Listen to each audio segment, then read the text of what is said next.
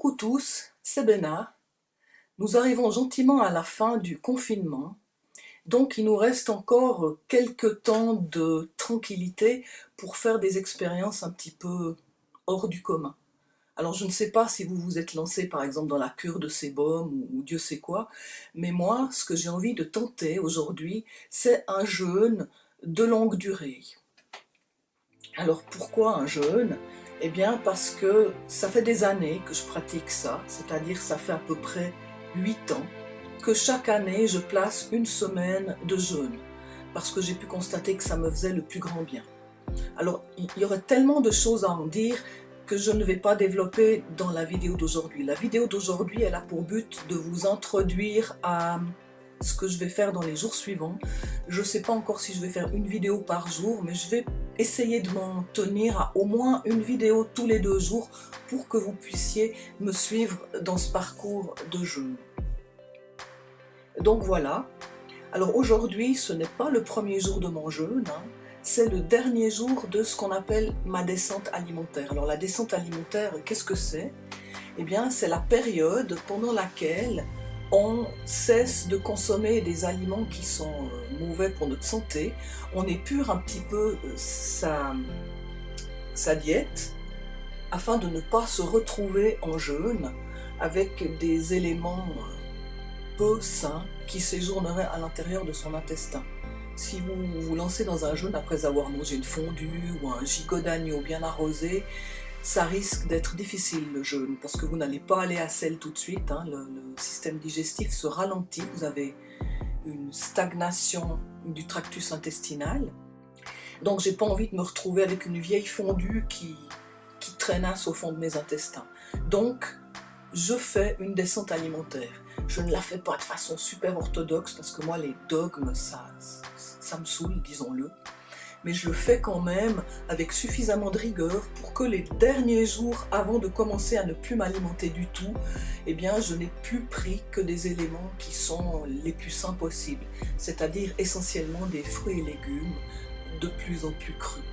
Je vais donc éliminer en tout premier, au début de ma descente alimentaire, je vais commencer par éliminer les sucres, les éléments raffinés, les graisses transformées, les éléments grillés, et puis tout ce qui peut ressembler de près ou de loin à un plat pré-cuisiné.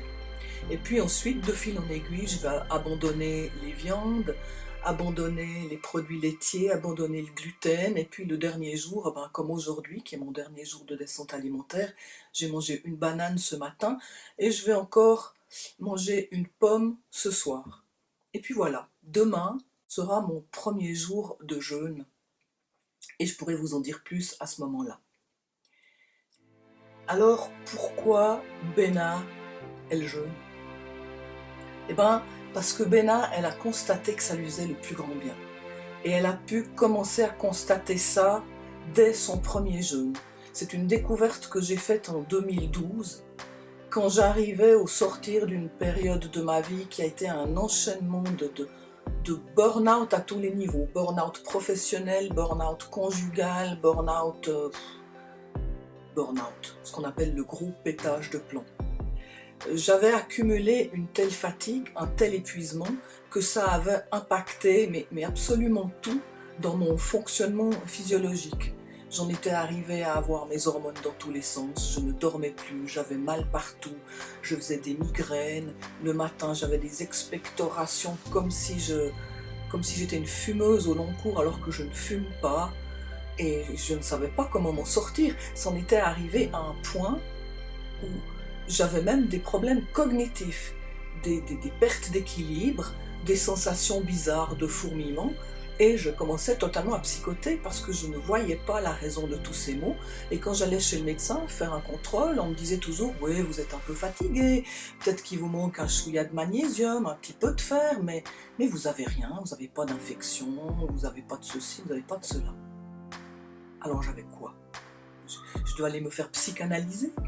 Oui, mais parce que même ça, je l'ai fait, imaginez-vous. Jusqu'au jour où je suis tombée sur un reportage à propos du jeûne sur Arte. Je vous le conseille tout à fait si ça vous intéresse. Il s'appelait « Le jeûne, une nouvelle thérapie ». Et dans ce reportage, je voyais quoi? Je voyais des petits vieux, en fait, enfin des petits vieux, ils avaient mon âge et plus, qui se baladaient en Provence avec un sac à dos, tout guilleret, tout content comme ça, et qui disaient: «Ah, c'est fantastique. Là, ça fait 5 jours que j'ai pas mangé, je suis mieux que jamais. Je tousse plus, j'ai plus mal nulle part, je dors bien, ma vue s'est améliorée, bref, tout baigne.» Non mais attends, le mec, il a pas mangé depuis 5 jours, il a genre 65 ans, il crapahute dans les calanques avec un sac à dos, il fait 4 heures de randonnée. Puis moi qui ai genre 15 ans de moins, j'arrive pas à traîner ma carcasse jusqu'à la fin d'une journée de 8 heures. Eh ben ça m'a fait réfléchir. Moi je suis pas tellement du style à me mettre dans des groupes, hein. Au début j'ai eu quand même quelques doutes et ça m'embêtait de devoir raconter mes misères face à un groupe de gens. Mais je me suis quand même un peu botté le cul, comme on dit. Et je ne peux que remercier le ciel d'avoir mis ce reportage en travers de mes yeux à un moment de ma vie où j'étais mûre pour le recevoir, on va dire. J'ai donc fait mon premier jeûne. Et je peux vous dire, ça a été une révélation, parce que je ne m'attendais pas du tout à ce que j'allais vivre. Dans ma famille, on est une famille modeste de paysans de montagne, ça fait des générations et des générations que le trauma principal c'est de crever de faim, et donc les gens n'ont qu'une seule crainte, c'est d'avoir leur placard vide et de se trouver face à une disette, une pénurie ou va savoir quoi. Donc à un moment donné, la question m'a titillé aussi de me dire: ouais mais si un jour t'es pris dans un accident, il se passe Dieu sait quoi, et tu ne peux pas manger pendant une semaine ou 15 jours, il se passe quoi? C'est quelque chose qui m'a toujours angoissée. Et donc, expérimenter ce qui allait se passer si je ne mangeais pas, ça a été à un moment donné une curiosité. J'ai voulu essayer, je me suis dit, ben, ces petits vieux, hein, c'était ce que je voyais dans la vidéo, ces petits vieux, ils ont l'air tout bien. Ils n'ont même pas l'air d'avoir faim, ils disent qu'ils ont plus faim. Donc pourquoi moi, je fonctionnerais moins mal qu'eux, puisqu'on dit que le jeûne coupe la faim, au bout de X jours t'as plus faim et tout. Et puis en fait tu vas mieux quand tu finis de jeûner qu'avant quand t'avais pas encore jeûné. Et je me suis lancée et en effet. Alors, je vais peut-être pas tout parler de tout maintenant parce qu'il me faudrait des tonnes et des tonnes d'heures de vidéos. Donc l'idée c'est plutôt de faire une vidéo tous les jours, peut-être pas tous les 2 jours ou tous les 3 jours pendant cette expérience, où je pourrais aborder un aspect différent du jeûne et vous expliquer un petit peu mon parcours, comment je le vis et ce qui se passe, parce que c'est très très intéressant. Alors, je n'ai pas commencé cette semaine de jeûne dans les meilleures conditions, hein. Je suis arrivée dans un état de stress complet, j'étais en conflit avec mes chefs au travail, j'avais dû me bagarrer pour placer cette semaine de congé, et puis je n'ai pas pu faire une descente alimentaire digne de ce nom. Donc je l'ai payé le prix fort les jours qui ont suivi.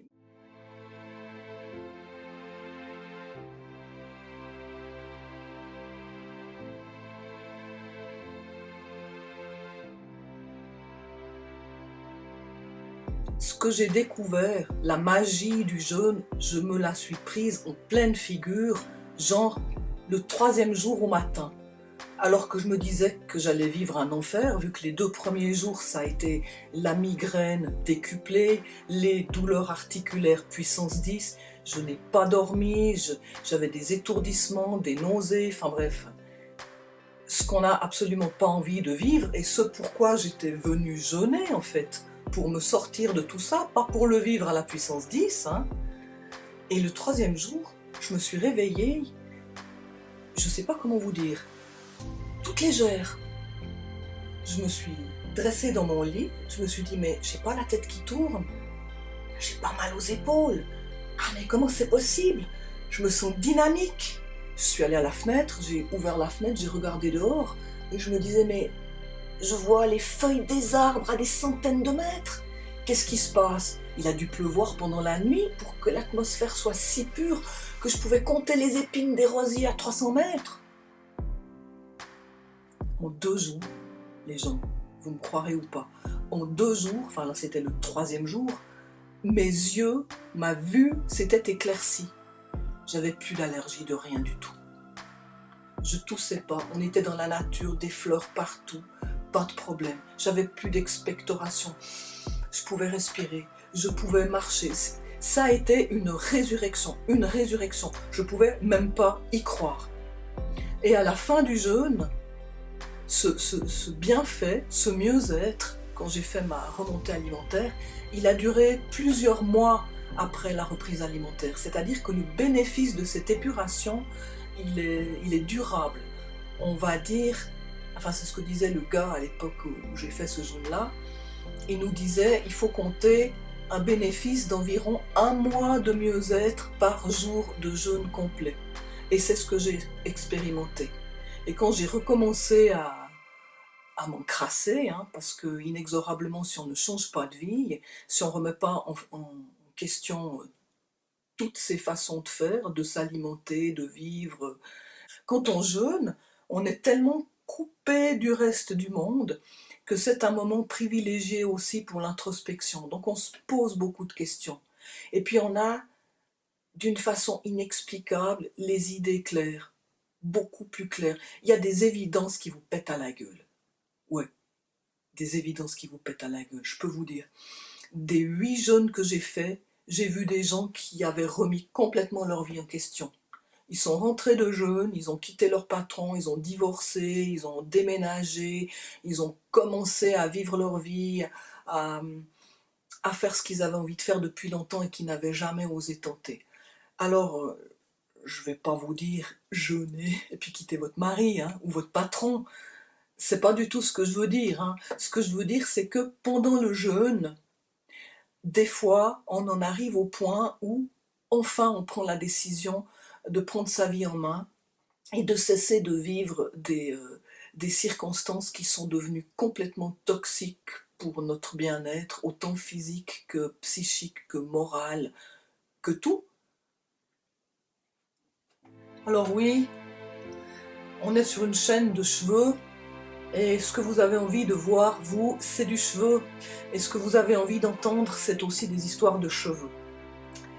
Mais je sais aussi que beaucoup d'entre vous attendent ma fameuse vidéo sur la nutrition. Donc mon idée, c'est d'aborder divers aspects de la nutrition et de son importance dans le cheveu pendant ce jeûne. Alors la toute première question que vous allez peut-être vous poser, c'est de vous demander si en jeûnant, on ne risque pas de tomber en carence et du coup de perdre ses cheveux. Alors, personnellement, honnêtement, non. Jamais je n'ai perdu de cheveux parce que j'ai jeûné. Même quand j'ai fait mon pire jeûne, celui-ci je vais en parler aussi, j'avais fait 10 jours à l'eau, en crapahutant dans les calanques avec un sac à dos par 35 degrés à l'ombre, ça a été une abomination. Il m'a fallu 3 mois pour me remettre, alors ça, jamais plus. L'idée de jeûner, c'est de s'octroyer un repos et de donner aussi du repos à l'organisme pour qu'il puisse faire le ménage, parce que c'est un stress et donc il ne faut pas dépasser sa capacité physique. Mais même à ce moment-là, je n'avais pas perdu de cheveux. Je peux même dire, moi, qu'au contraire, quand je jeûne, mes cheveux sont éblouissants. Éblouissants, enfin. La régulation du sébum est meilleure, il y a moins de production de sébum. Du reste, si vous avez de l'acné, vous allez voir aussi vos problèmes d'acné régresser de façon notable. C'est très intéressant d'observer ça, parce que tous ces soucis-là sont souvent en lien avec le foie, qui est l'organe de détoxification par excellence. Et donc, non, le jeûne est tout à fait recommandable pour les cheveux. Je vous en dirai plus tout bientôt, je vous dirai comment ça s'est passé, comment j'ai traversé les premières 24 heures ou les premières 48 heures, parce que je ne sais pas encore quand je vais faire la deuxième vidéo, pour que vous puissiez suivre toute l'expérience. Et puis j'en profiterai aussi pour vous donner tout plein d'autres informations sur mes expériences du jeûne. D'ici là, je vous embrasse tous et je vous souhaite de rester en santé. Prenez soin de vous.